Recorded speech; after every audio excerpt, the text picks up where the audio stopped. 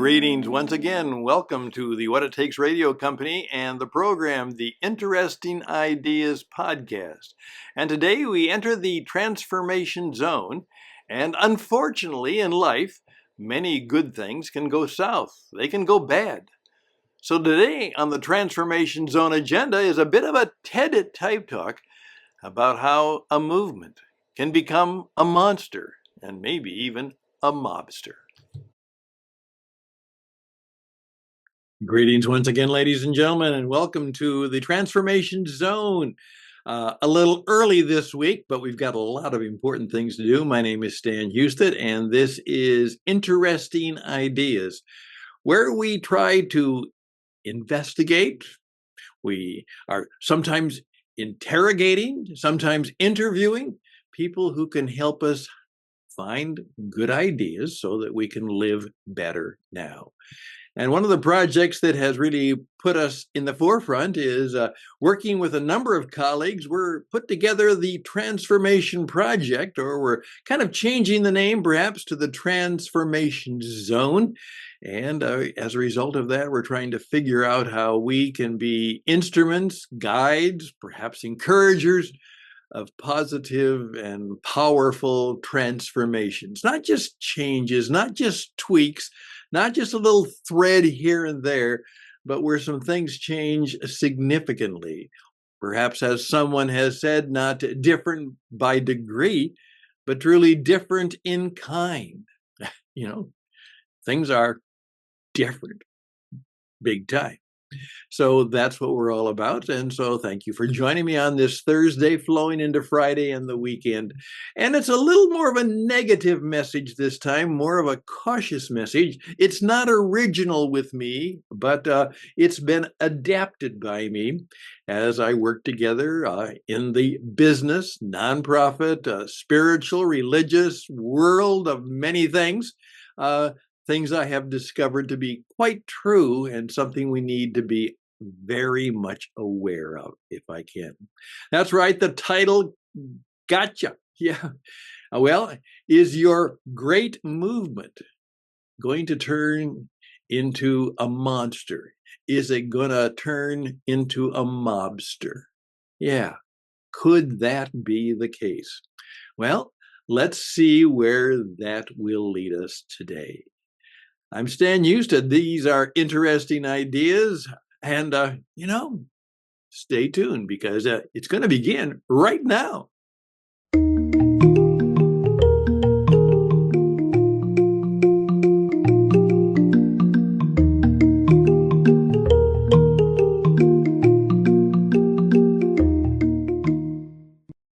Well, here we go.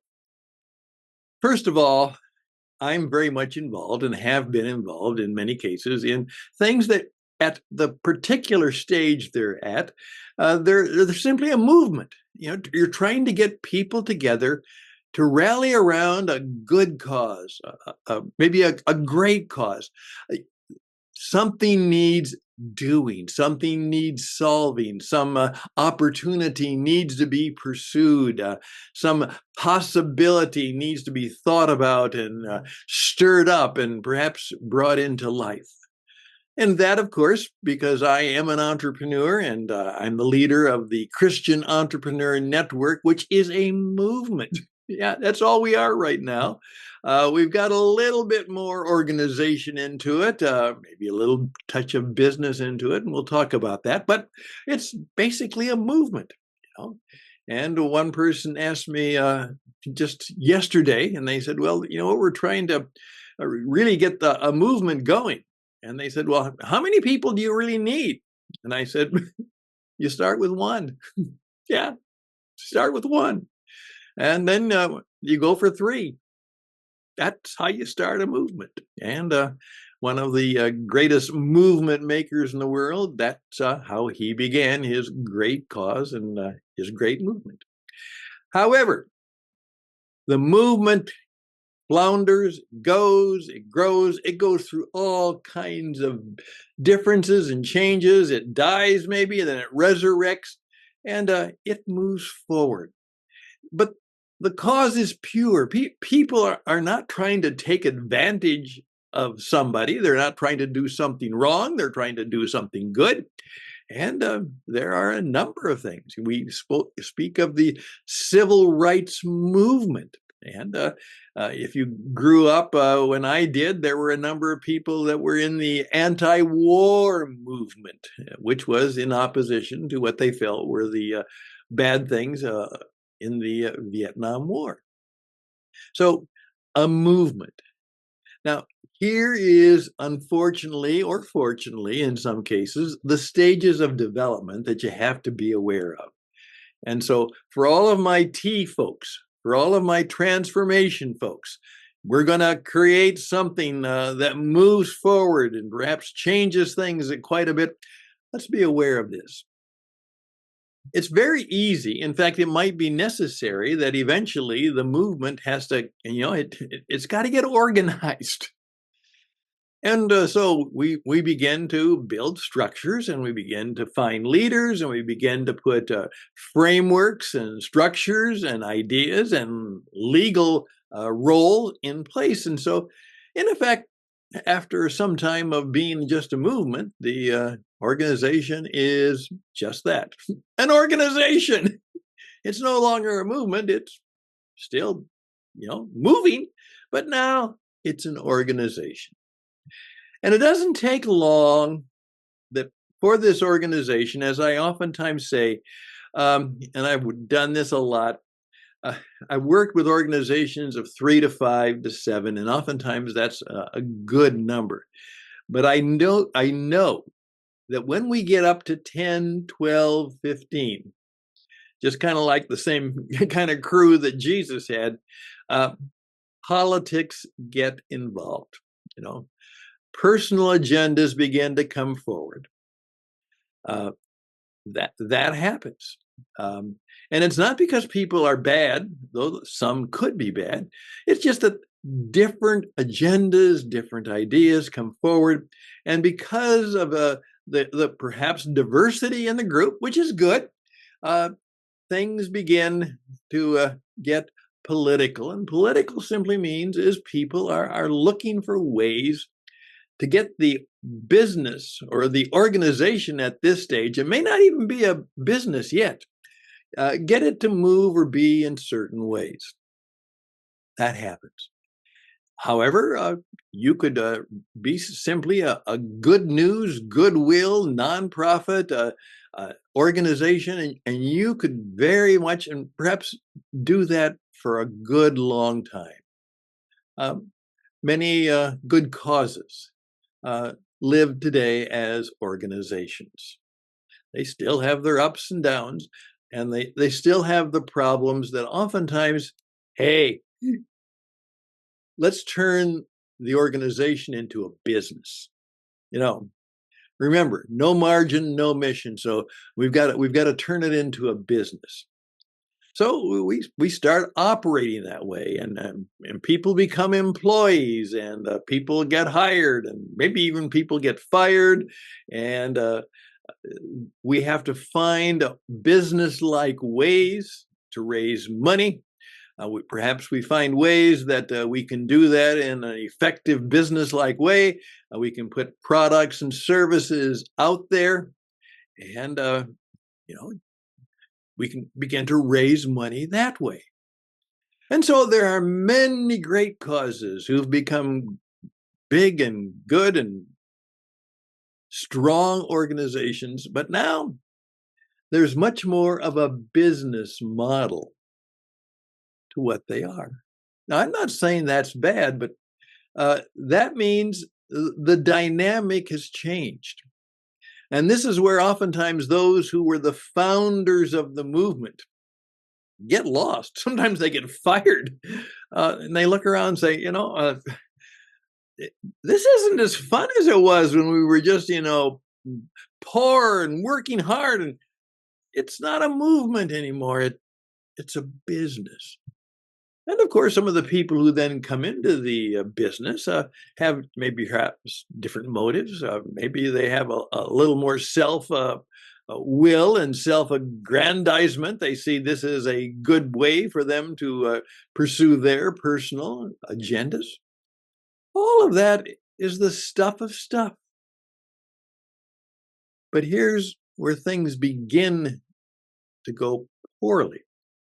As some people will tell you, particularly in the business world, I had one gentleman who he knew that he could make a lot of money if his business would go public. Well, yeah, in effect, then that would mean that the business had stockholders. It would have other people who owned part of the company.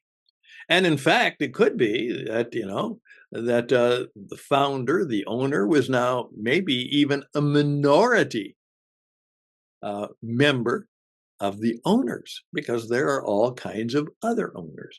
Well, that means now it has gone from a movement, to a organization, to a business, and now it's a corporation. Oh, that can be wonderful. And it can be deadly.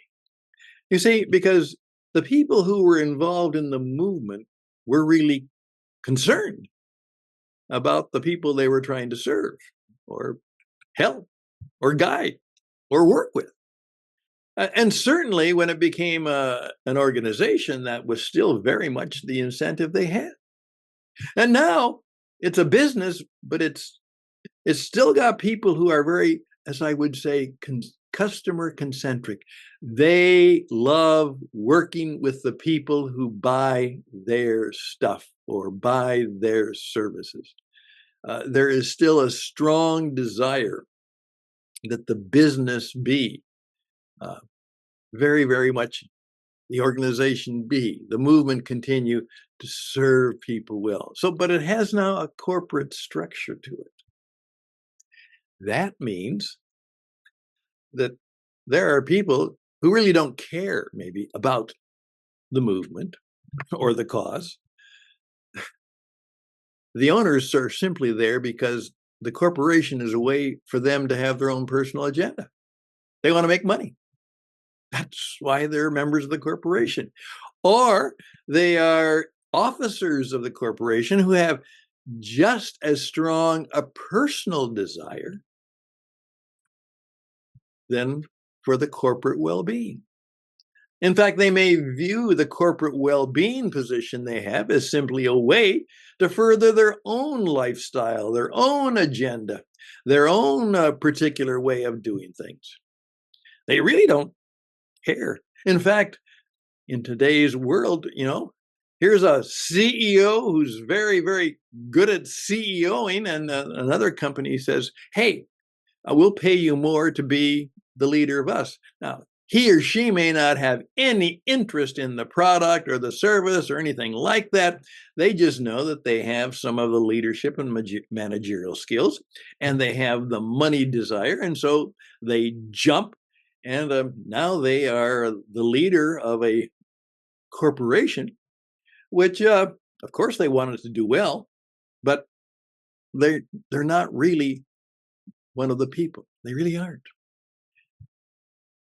That's when things begin to go corrupt. That just happens. Corruption is inevitable when an organization, a business, loses its primary focus on the people. And then it becomes a racket. Yeah. Mobster. There are people who now are monsters and mobsters who are in charge of what was at one time a great and good and glorious and maybe wonderful cause. That's a transformation, but not necessarily the one we want. Now, this is not original with me, as I said. It's simply my observations of what life can be. But what it might do for you is to just be aware. Things always have a tendency to go south, to go bad, to become corrupt, unless someone very different, very kind, very gracious, quite powerful, quite skillful, is always able to pull it back and keep it on its prime focus. And there's a good deal of work and research that you could find out about what it means to be prime. And prime means you're always on the edge. You're always worried about going corrupt, but you're also worried about becoming, disconnected to what works. Then you become part of a racket. So it could be that the progression of life in business could be from a great movement to an organization, to a business, to a rather a little bit of a corrupt business.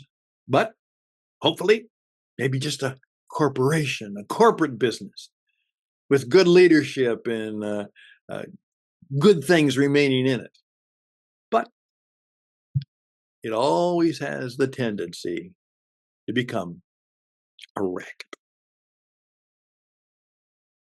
I've seen churches become a racket. I've seen governments become a racket. I've seen good businesses become a racket.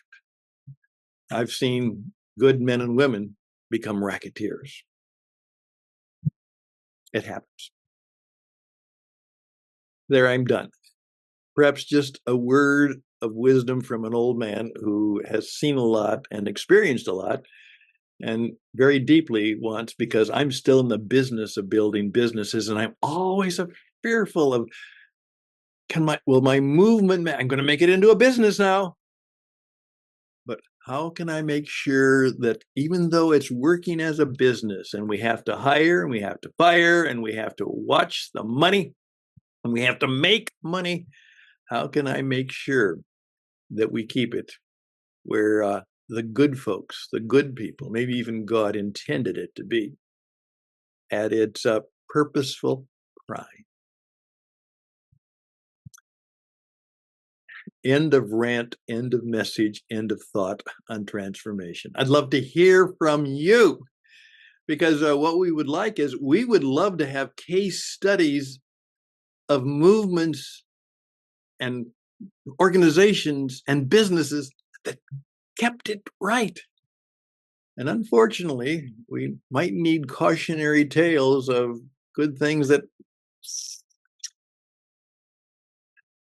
the mobster, the monster, came to be a racket. Reach out to me at stanhouston@gmail.com, stanhouston@gmail.com. And please pass this on. In my coaching and broadcasting work, I want very, very much to help you become the kind of person who can build a transformation project that makes a difference, that matters. And remember, a lot of people today, I had to go through an MRI. And the gentleman who did the work, I said to him, "How lucky you are." And he said, "What do you mean?" I said, "You're really good at doing good things for people. You just do good things. You go to work and you help save people's lives. Good for you. I'm so grateful, that there are people like you."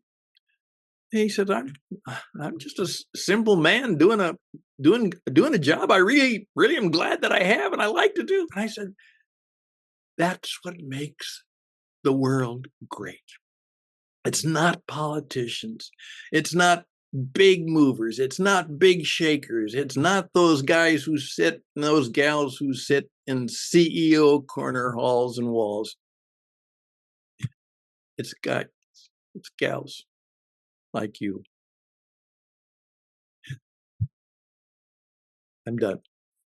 Thank you for listening. Again, I'd love to hear from you. StanHouston@gmail.com. StanHouston@gmail.com. All the best and blessings until next time. Bye for now.